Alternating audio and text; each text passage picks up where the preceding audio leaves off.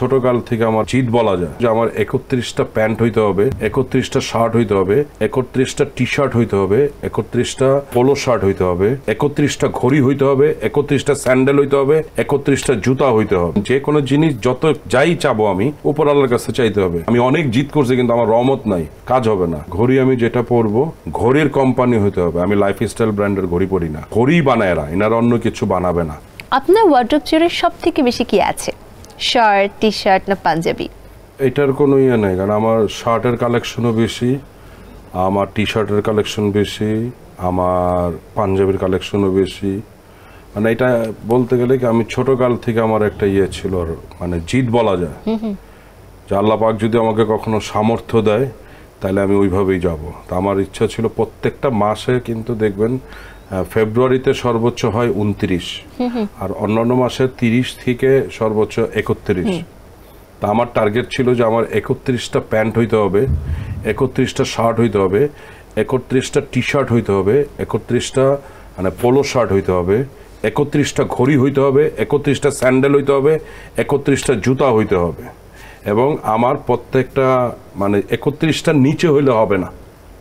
আল্লাহর রহমতে এখন অনেকগুলোই হয়েছে। এটা আমার ছোটকাল থেকে খুবই ছিল, এটা আমার জিদ ছিল একটা। এখন আনুমানিক কতগুলো আছে? আনুমানিক মানে কোনটার?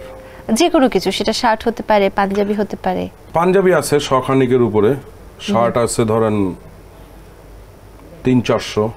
আসলে এগুলো বলাটা না ঠিক না, এটা খুব পচা লাগে যে আসলে মানুষ মনে করবে যে আমি মনে হয় বড়াই করতেছি। প্লিজ এগুলার মানে নাম্বারটা জানতে চান না। আচ্ছা ঠিক আছে, তবে একটা জিনিস কিন্তু খুব ভালো লাগলো যে একটা জেদ থাকা উচিত যে হ্যাঁ আমাকে সেই জিনিসটা পেতে হবে যেটা আমি পাইনি বা যেটা আমার ইচ্ছে রয়েছে, সেটা আপনার মধ্যে পেতে হবে। ঠিক আছে, কিন্তু তার পিছনে কিন্তু আপনাকে আপনার চাওয়াটা সৎ হইতে হবে এবং আল্লাহর কাছে চাইতে হবে।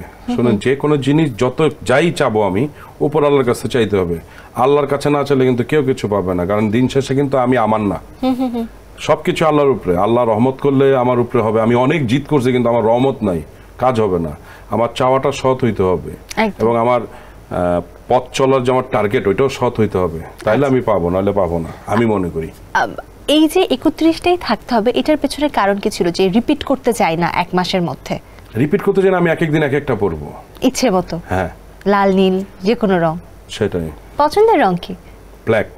এর বাদে অন্যান্য কালার কি কি মানে পড়তে কমফোর্ট ফিল করে নাকি সব? এখন যেহেতু একটু নাটকে কাজ করতেছি, টেলিভিশনে কাজ করলে বিভিন্ন রকম কালার পড়তে হয়, সব কালারই পড়তে হয়, কিন্তু ব্ল্যাকটা আমার ফেভারিট, ব্ল্যাক অ্যাশ। এই জন্য আজও পুরো ব্ল্যাকে পেয়েছি আপনাকে বলতে পারেন।